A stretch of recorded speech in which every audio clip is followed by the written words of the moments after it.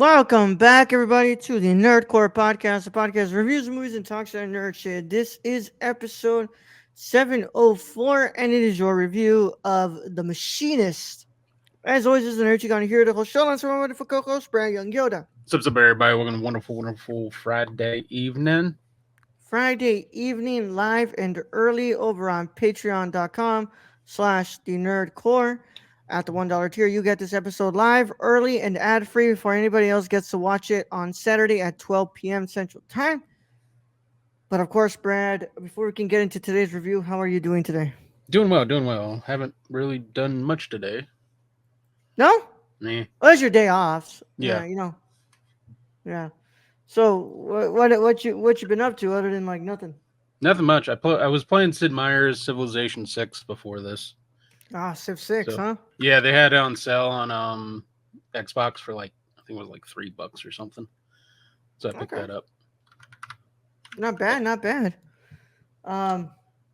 I've just been I had to go and pick up some furniture dollies at my old job, and now I've been packing stuff since today. I've been packing a lot of shit.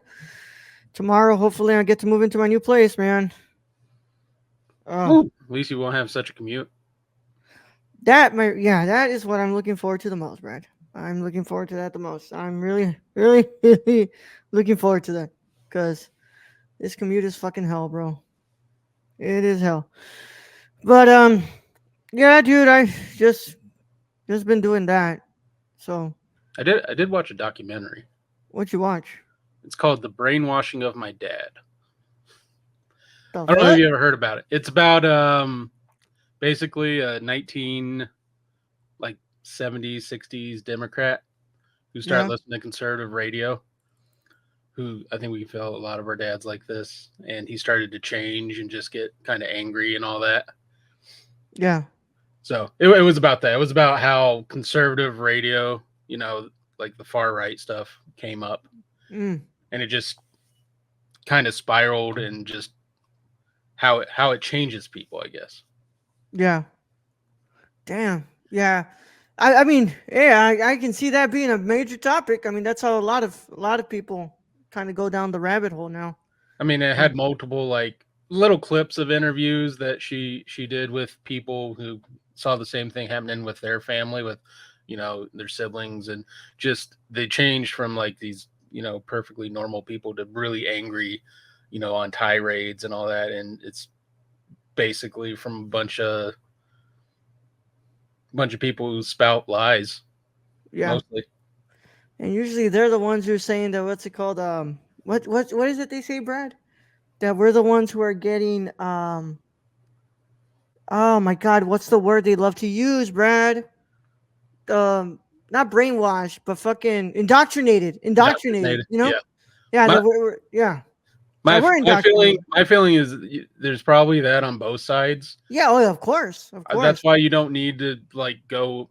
I mean, you don't need to just listen to one thing. Yeah. Because then you end up in a bubble. Yeah. Take in, read through and make opinions for yourself on everything. And that's basically what this ended up saying, is what they ended up doing for her dad is his alarm or radio broke. So he couldn't listen during that time. And then they changed his emails. So he was still getting some of the conservative emails, but they also subscribed him to the more, I guess, leftist emails or center left. And so he's reading those. And so his opinion completely ended up at the center, which is kind of where you want to be. Yeah. Yeah. Well, it's an interesting documentary. I haven't been really watching anything, Brad. Just been this whole week has been the move. It's just been trying to figure out my move. Yeah. I'm going to work and all that stuff. So I just watched this movie today, and The Voice of the Moon has got a little bit of views there, guys. So I would like for you guys to go and make sure y'all get that. We would not want to lose our good streak so far. I mean, honestly, not my best performance. No, not your best performance, Brad. Takes me back to the Hereditary episode, huh? I was like, Yeah. I don't know. Brad just didn't have anything to say that day. It was mostly a me episode, huh? I think didn't we have someone on for Hereditary? Didn't we have like Luis? We had a lot more people, but Brad, I mean, you're still supposed to have some fucking shit going on. I mean, I didn't feel nothing for the movie. Yeah. It's yeah, there could be, talking about how you don't what stuff made you not feel I mean, anything. at least with Fellini's movie, like I was just confused. It wasn't like a feeling nothing Yeah. for it. It was just a like I could tell it was a good movie. It's just I didn't understand any of it. Yeah. Well, today we're not talking about Fellini film, but we are talking about The Machinist. So this is your one and only spoiler warning. And if you have seen the film, you want to stay in here. If you haven't seen the film, you should stay. You should get out of here. If you've seen the film, you should stay. Either way, how it goes, your one and only spoiler warning is in effect in a 5, 4, 3, 2, 1. Today's episode of the Nerd Court is brought to you by SeatGeek. Whether you want to see your favorite band, sports team, or comedian, SeatGeek has you covered. We're proud to be partnering with SeatGeek to offer you $10 off your first order with code TheNerdCourt. That's $10 off your first order at SeatGeek.com with code THENERDCORPS. So take a seat at your next live event with SeatGeek. Thank you. Now let's get back to today's video. All right, Brad. Go ahead and introduce him to Brad Anderson's The Machinist. Yeah, not mine. Not yours, not Brad Simmons, Brad Anderson's. Yeah, not mine. Wikipedia. The Machinist is a 2004 psychological thriller film directed by Brad Anderson and written by Scott Kosar. It stars Christian Bale as the title character, a machinist struggling with paranoia and delusion after being unable to sleep for an entire year. Jennifer Jason Leigh, Aitana Sanchez Guion, John Sherian, and Michael Ironside appear in supporting roles. The film drew attention due to Bale's commitment, having lost 62 pounds in preparation for his role. Upon release, The Machinist was well received by critics with praise for Bale's performance and grossed $8.2 million on a $5 million budget. In later years, has gained a cult status. And let's go. Cinematography, Javi Jimenez? Jimenez? Jimenez? Yeah. Is it? Sure. I'm not looking at the page. I'm sorry. Jimenez. Yeah, Jimenez. Okay. Thank you. Yeah. Edited by Luis de la Madrid. Music by Oh wait, no, it's a G, not a J. Jimenez. Yeah. Jimenez. Okay. Yeah. Javi Jimenez. Okay, and then music by Roque Baños. Roque Baños. Roque Baños. Yeah. And I got to throw the Spanish names at me today. Yeah. Yeah. Holy crap. Yeah. Luis de la Madrid, Javi Jimenez, Roque Baños. Yeah. Carlos Fernandez. Jesus Christ. That was easy though. Yeah, that one's good. That one's fine. Running time 102 minutes, budget 5 million, box office 8.2 million. And also, for people who don't know, he gained the weight back and more of just muscle for the Batman. Yep.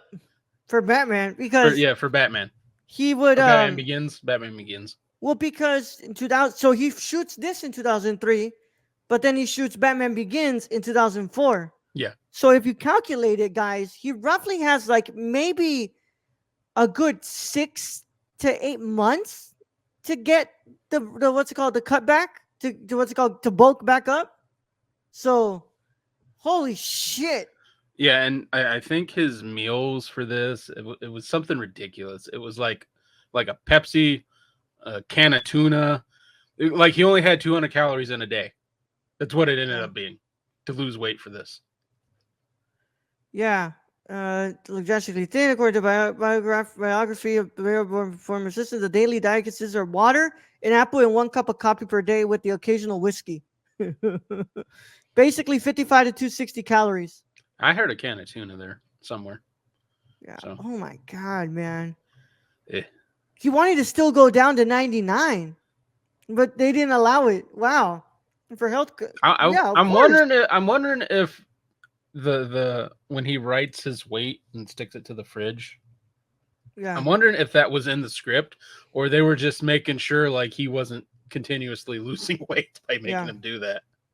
At the end of the filming, he was left with just 6 weeks to regain enough mass to be ready for his screen test for his role in Batman Begins. And he did that through weightlifting and binging on pizzas and ice cream. Well, also, Brad Anderson hurt his back during filming and directed much of the film while lying on a gurney. That is wild. I bet. Yeah, that's crazy, bro. That is crazy. Um, so Brad, I think we know about this performance. We've Everybody seen knows clips of about it before. Yeah. Yeah, because everybody's seen the picture of him in this film. Like everyone's seen it. Yeah. Have I ever seen the film? No. No. Yeah. Go now. Yeah, until now.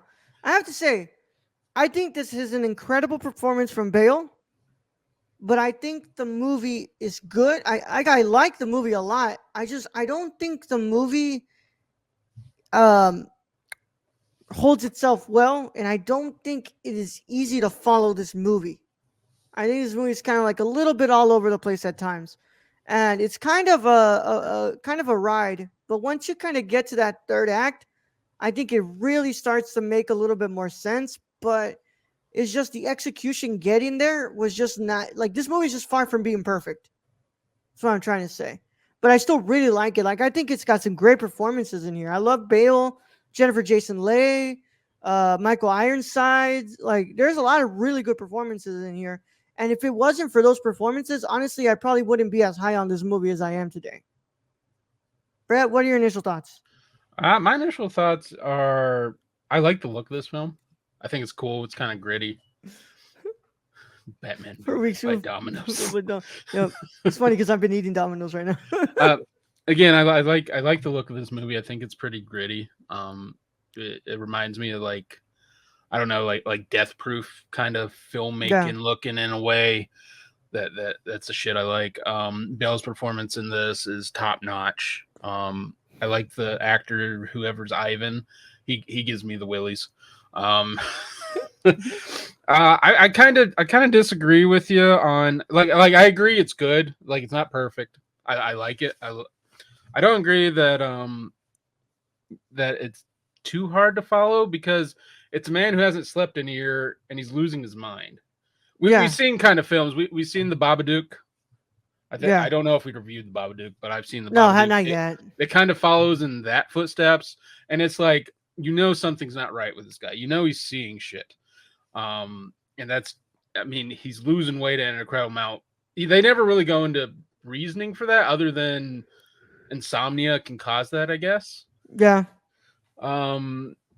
But I think you know if you're looking for structure in this film, it's not really there because we have again we're looking through the eyes of someone who's losing his mind. Yeah. And I think You know what's crazy is that, that's the same reason I gave you for the voice of the moon, and yet you were like, I didn't get it. Well, the voice of the moon, Brad? the voice of the moon is different because the scene changes like every 30 seconds. It's still pretty easy to understand that we're pretty much just going. I feel through all like these this things. one's easier to understand than the voice. No, of the Brad. moon. I think you're just fucking. No. I think you hate Italians.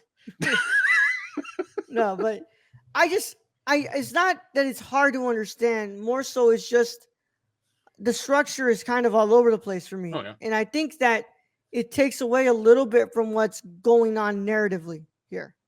There's a lot of really powerful scenes in here where the performances are really holding them up. But I think the script is just far from being perfect. I agree. I don't think the script's perfect. Yeah. And, I think that that it's got an interesting look. I think that whoever watched Terminator Salvation was probably a big fan of Christian Bale in this movie because it's pretty much the same look. He was like, "Oh man, I love what they did in The Machinist. What if we just make a Terminator film but with the Machinist look?" So I think it's got an interesting look and it fits the character and it fits what we're trying to say in here. I could not really sit with this movie. It just didn't grip me to the point that I've seen other films from Bale that Bale's in. I think it falls into a category of films we've seen before. Character who loses their mind either slowly or quickly in a film. Yeah. Is it some of the best I've seen? No. Yeah. Do I think I enjoy it? Yeah. I mean, this movie gives me the creeps. Yeah. Christian, mostly just looking at Christian Bale, going, ugh. Like they can see all your ribs, Yeah. It's crazy. or Like, all the muscles in his arm. It's just yeah. it's like, ugh. Yeah. The whole what's it called? The whole thing with the kid too, just like, where where he meets the server and like, what's it called? The kid, they go to the amusement park and he takes him through Route 666 and um like for it to come full circle back and it's like, oh, that was actually a kid that he killed because he was fucking Yeah. being reckless. I mean, he basically fell into this from just pure guilt. Yeah. Which I kind of like that. I kind of like the Yeah. ending in this. It's just because we get to see like he's made up all these scenarios and all these people. They're actual people he's dealt with, but it's all just because he feels guilty Yeah. that he might have killed, might have ran over that kid. Well, he didn't run over the kid. He might have killed the kid. Yeah. And like it's and the whole time he's just been sitting in a jail cell. Like, I mean, yes, yeah. Um, I what's it called? Like I said, like I really love the performances in here, and I think that's the strongest thing to me. Where what I really gravitated to and what really like caught my attention was performances in here. Um, but man, I mean, there's some stuff I want to read here because apparently like a big part of the influence here is Dostoevsky. So he says, however, the strongest literary influence in the Russian is the Russian novelist Fyodor Dostoevsky. The DVD commentary writer Scott Kosar states that he was influenced by Dostoevsky's novel The Double. So the character Resnick is shown reading Dostoevsky's The Idiot early in the Hmm. film. Which also was a Kurosawa film, if we remember. Yeah. When Resnick is riding the Route 666 attraction, one of his Fox Marquis reads Crime and Punishment. The number plate Resnick is reading from the red convertible 743 CRN is the reverse of his Dodge NRC 347. And in Dostoevsky's The Brothers Karamazov, the character who is visited by a devil is named Ivan. In the 1969 film, Ivan and his devil are played by the same character, Kirill Lavrov. At the end of the film, as Resnick is sitting in his cell, he's wearing a shirt reading Justice Brothers. So a lot of Dostoevsky here, a lot of Dostoevsky influence, which I can feel it in there. But like I said, Brad, I think that the film just is kind of like it just it. I've seen films do it better. Like Memento does this better. Yeah. 100% does this better. I But mean, Wikipedia has a Roger Ebert quote if you want to listen to that. sure, read it. Roger Ebert gave the film 3 stars out of 4 and stated in his review for the film, the director Brad Anderson, working from a screenplay by Scott Kosar, wants to convey a state of mind, and he and Bell do that with disturbing effectiveness. The photography by Javi Gimenez and Charlie Jimenez is his cold slates, blues and grays, the palette of despair. We see Trevor's world so clearly through his eyes that only gradually does it occur to us that every life is seen through a filter.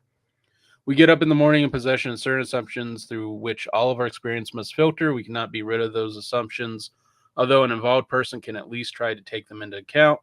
Most people never question their assumptions, and so reality exists for them as they think it does, whether it does or not. Some assumptions are necessary to make life bearable, such as the assumption that we will not die in the next 10 minutes. Others may lead us, as they lead Trevor, into a bleak solitude. Near the end of the movie, we understand him when he simply says, I just want to sleep. Yeah. Though I think it's the whole thing getting what's it called cut his like arm like that was fucking brutal, Brad. Yeah. That was I, which very real thing that happens, guys. Very real thing that happens in the or world. getting run over by the car. Yeah. Oh yeah. I mean, yeah, that happens.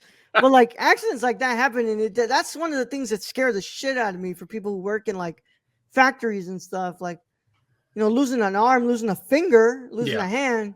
But Like, the dude he was seeing, when he held his hand up and they surgically put his big toe on his hand, Ivan's hand, that was, this movie like does have some horror aspects yeah, to it. that's what I'm saying, Brad. Like, I'm writing for the idea that this is a horror film, like 100%.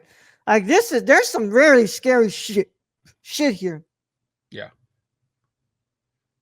Yeah, I do agree with you that Memento, like we've seen better films. I don't think the Babadook's better than this. The Babadook has issues.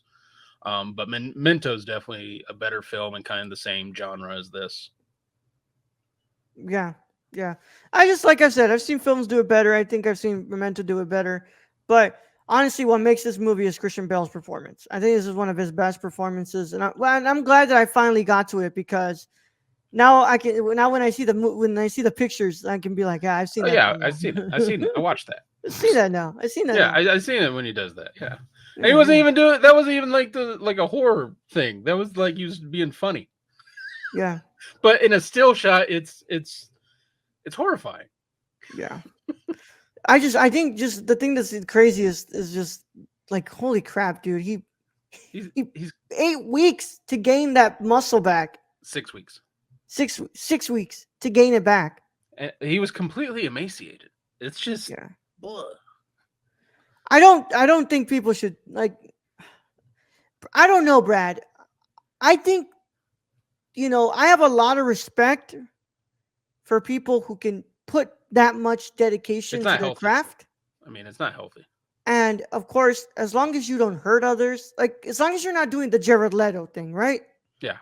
But at some point, you got to really think like what you're putting your body through, Well, Brad. that makes me question: did the director give him like the go Yeah. ahead to be like, yeah, you need to be this weight? I don't know. I feel like that's a Bale thing, Brad, because Christian Bale's like that.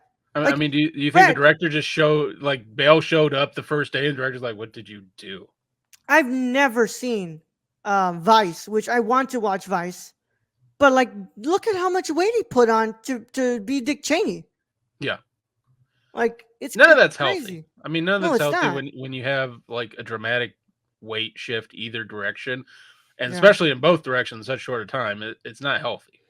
yeah. So like, it makes for a great performance, but like at some point, you really gotta ask, like, is it worth me putting my body through this? Because it's a lot, man. And even Tom Hardy was like, "Oh, I would not like if I had to do the Bane thing again, putting my body through that much to put that much weight, like I wouldn't do it."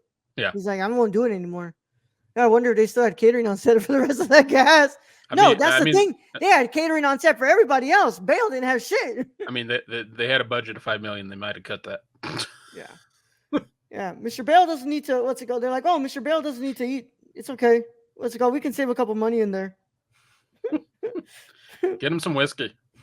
Yeah, but what's it called? Yeah, man. Good movie. I really like it, Brad. I actually really like it, but I don't think it's like it's not amazing or it's not great. I It's think it's good. really good. It's good. Yeah. So I'm thinking just a flat 8 out of 10, Brad. I'm thinking a flat 8 out of 10. I really like this movie. I don't think I love it, but I think it's really like I think it's pretty good. It's a And good watch. I yeah, mean, I think more people should. The thing that kept me from watching was always that still photo, and I'm just like, I don't know about that. I don't know yeah. what this But then is. again, like I tell you, Brad, like I didn't really think that this is what this movie was about from seeing that still. No. Like I didn't really think that's what this movie was about. So glad to see what this movie's about now. Yeah. But yeah, Brad, what's your final verdict? I'm gonna go slightly higher than you because I think I enjoyed this a little bit more and give it an 8.5 out of 10. Okay, all right, man. That's all good. I mean, it's hey, we're around the same wheel park. We just feel I differently mean, about it. it's good. It's a good Okay, movie. it's a good movie. And as always, thank you guys so much for joining us on this review of The Machinist. Follow us at thenerdcore.com, Twitter at the Nerdcore, Instagram at the Nerdcore, Letterboxd at the Nerdcore, TikTok at the Nerdcore, Patreon.com/the Nerdcore, and of course, Discord is in our link below. You can find the link in the description below. And if you're on YouTube, please make sure you leave a comment. Tell us, are we completely wrong about The Machinist? Have you seen The Machinist? What do you think about it? Leave a like on the video. Also, subscribe to the channel and click the notification bell so you don't miss a single review that drops on the channel. And of course, we would also appreciate if you're listening to us on a podcast app that you leave a 5-star review and follow us on that app on your favorite podcast app of choice. Guys, next week's gonna be a little weird because I got to figure out with the schedule I have for the week for my work. But I damn well know that we will be giving you your 2 episodes and the first reviews of season 2 of Rings of Power. I just don't know what day it's gonna be. So just bear with me, guys, as I try to maneuver this. But we will have those episodes for you. But for now, I'm getting out of here, man. Brad, let's thank our patrons before we go. Yeah, I was about to say, like, you're forgetting your patrons, man. Man, this You're move, Brad. This move. You're forgetting your patrons. Truth Social at the no. Thank you to our wonderful patrons that make this possible. Without them, let's be honest, we're not doing this at the level that we are. We're not doing this at the consistency that we are because we probably wouldn't be able to afford StreamYard. So without them, it's possible. Brad, tell them where they can find our producer, Shane. You can follow our friend Shane at twitch.tv/XSRK or on Twitter at thriftedil. And their website has changed. So I tried to get to prisoncityvintage.com earlier, could not do it. But if you go to dpop.com/prisoncityvintage, you can look at see what they have for sale. Yeah. Guys, we want I want 12 views on this video, guys. I want 12 views on this video. I want 3 likes on the video. Go and do that, please. Go and do that for us. We'll see you guys on the next one. Brad, let's get them the hell out of here. All right, Roll. Thank you for being host as always. Thank you to Stacy for joining us. Oh, no, Stacy. Thank you for Stacy for joining us. Thank you to our listeners out there, our Patreon supporters, and all those liking, our videos and our shorts on YouTube. We appreciate that. And to end this episode, you can't dispose. I guess I'll say you can't dispose of all your problems in a rug. Young Killed out.